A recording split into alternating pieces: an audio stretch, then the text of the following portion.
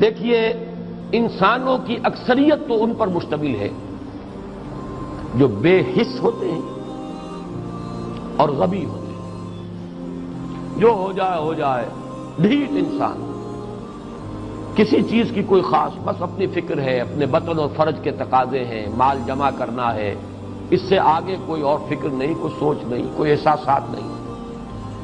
کسی کے دل پر کیا بیت رہی ہے ہمیں کیا، وہ جانے. کوئی بھوکا ہے ہمیں کیا، ہم کسی کے ذمہ دار تو نہیں.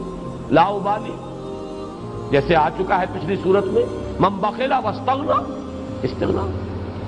ان لوگوں کو چھوڑ دیجئے تو ایک اقلیت انسانوں کی ایسی ہوتی ہے جن کے لیے میں دو لفظ اب استعمال کر رہا ہوں، ذہین اور حساس.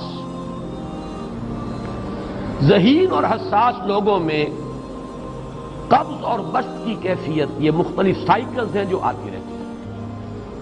کبھی طبیعت میں پشمردگی ہے، دل بجھا ہوا سا ہے، کچھ نا امیدی سی ہے، خود اپنے اوپر اعتماد کی کمی محسوس ہو رہی ہے، مجھ میں صلاحیت نہیں ہے، میں کچھ نہیں کر سکتا.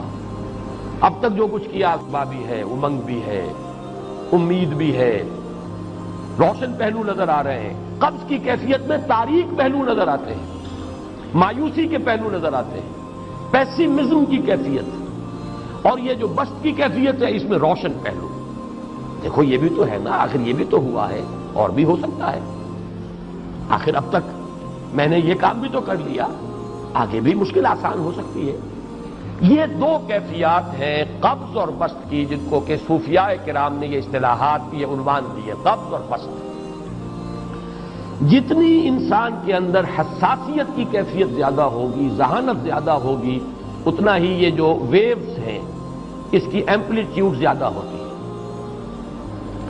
کم ذہین انسان ہے، کم حساس ہے، آئیں گے تو صحیح ہے، لیکن یہ کہ وہ ویو جو ہے اس کا ایمپلیٹیوڈ جو ہے اس کے اندر اوپر اور نیچے کی کیفیت زیادہ نہیں ہوگی. لیکن جتنا یہ معاملہ بڑھتا ہے، یہ جو ویو ہے اس کے ایمپلیٹیوڈ بڑھتا چلا جاتا ہے. لیکن نارمل انسان کا معاملہ یہ ہے کہ یہ حدود کے اندر رہے. اسی کی ایک کیفیت جو ہے ایب نارمل جب ہو جاتا ہے، یہی ہے جو جدید ہماری جو سائیکولوجیکل میڈیسن ہے اس میں اسے مینیکس ڈپریسو سائیکوسس کہا جاتا ہے. مایوسی ہوئی تو اتنی ہوئی کہ جیسے کمر ٹوٹ کر رہ گئی. اور اسی ڈپریشن میں ہوتی ہیں خودکشیاں، خودکشی کر جاتا ہے ڈپریشن. کچھ روشن پہلو نظر ہی نہیں آ رہا. اور جب کیفیت ہوتی ہے انشراح کی تو آدمی خوب بھاگ رہا ہے، دوڑ رہا ہے، امنگ ہے، محنت ہے، دوڑ رہا ہے، امیدیں ہیں. اب ہر چیز کا روشن پہلو نظر آ رہا ہے. عجیب ہے یہ. اصل میں مجھے کچھ تجربہ بھی ہوا ہے، ہمارے خاندان میں بھی یہ مرض موجود رہا. میرے والد مرحوم کافی طویل عرصے اس مینیک ڈپریسو سائیکوسس کے مریض رہے. کچھ ہوتا ہے یہ معاملہ. ویسے بھی شاید ہمارا خاندان جو ہے اس کیٹیگری میں آتا ہے جس میں ذہانت نسبتاً کچھ زیادہ ہے، حساسیت بھی نسبتاً کچھ زیادہ ہے. یہ دوسری بات ہے کہ کوئی شخص جو ہے یہ فلسفے کے طور پر اختیار کر لے کہ اپنے آپ کو ڈھیٹ بنا لینا ہے، یہ فلسفہ بھی بن سکتا ہے. لیکن یہ ہے کہ اگر آدمی چھوڑ دے اپنی طبیعت کو تو یہ دونوں کیفیات آتی ہیں. انہی کیفیات میں اگر یہ جو اپورڈ اینڈ ڈاؤنورڈ موومنٹ ہے یہ ایک حد سے نکل جائے تو یہ بیماری ہے مینیک سائیکوسس، مینیک ڈپریسو سائیکوسس. اس میں جب آدمی ہوتا ہے وہ اپر کیفیت میں تو اس کے اندر بڑی عظیمت ہے، روشنی ہے، امید ہے، لوگوں سے گفتگو کر رہا ہے، حق بول رہا ہے، خوب جو ہے محفل کے اندر. اب وہ محفل میں اسے دلچسپی محسوس ہو رہی ہے اور اسے ہر چیز کا روشن پہلو نظر آ رہا ہے، خود اپنے وجود کا بھی روشن پہلو، دوسروں کے وجود کا بھی. دوسروں کی بات میں سے بھی وہ اچھا پہلو تلاش کریں گے، وہ برا پہلو تلاش نہیں کریں گے. جب دوسری کیفیت ہے ڈپریشن کی، ہر ایک کی بات میں کوئی برائی نظر آئے گی، کوئی اس کی نیت کا فطور ہے، کوئی فساد ہے، کوئی یہ جو ہے بدنیتی کے ساتھ یہ بات کر رہا ہے، کوئی خیر کہیں ہے ہی نہیں، برائی ہی برائی ہے، مایوسی ہی مایوسی ہے، بدلی ہی بدلی. یہ ہے در حقیقت وہ کیفیت. اس کو غالب نے بہترین انداز میں تعبیر کیا ہے. ذہین اور حساس انسانوں میں ان کی جو ترقی ہے وہ انہی مراحل سے ہو کر گزرتی ہے. ہر قبض کے بعد جب بسط آتا ہے تو آگے ترقی ہوتی ہے. جس کو آپ کہتے ہیں بائی لیپس اینڈ باؤنس، آدمی جو ہے چھلانگ لگاتا ہے، گویا کہ ایک درجہ جو پہلے تھا اس سے آگے درجہ انسان کا جو ہے اس سے بلند تر پوزیشن پر انسان پہنچتا ہے۔ ہر قبض کے بعد جو نیا بست آتا ہے وہ ایک نئی کیفیت، نئی شان، نئی بلندی، نئی رفعت لے کر آتا ہے۔ اس کو غالب نے تعبیر کیا ہے بہت خوبصورت انداز میں، رکتی ہے میری طبع تو ہوتی ہے رواں اور، یہ ہے وہ معاملہ جو ان آیات مبارکہ کے پس منظر میں ہے۔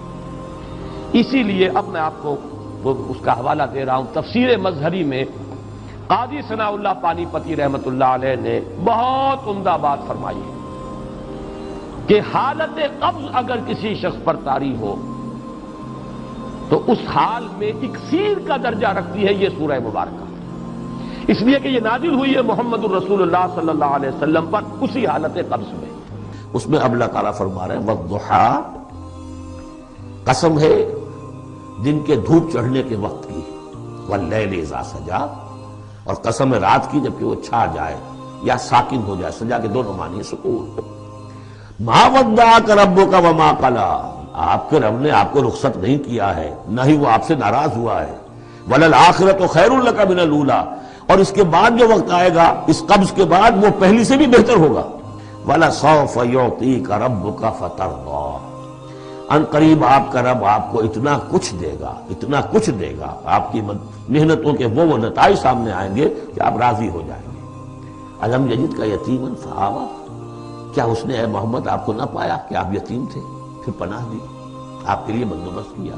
وَوَجَدَكَ ضَالًّا فَہَدَىٰ، اور پھر جب آپ شعور کی پختگی کو پہنچے اور غور و فکر کا مرحلہ آیا، حقائق میں انسان کو سوچ بچار کا مرحلہ آیا اور آپ کو دیکھا کہ آپ تلاش حقیقت میں سرگرداں ہیں تو ہدایت دی۔ وَوَجَدَكَ عَائِلًا فَأَغْنَىٰ، اور پایا آپ کو تنگ دست تو غنی کر دیا۔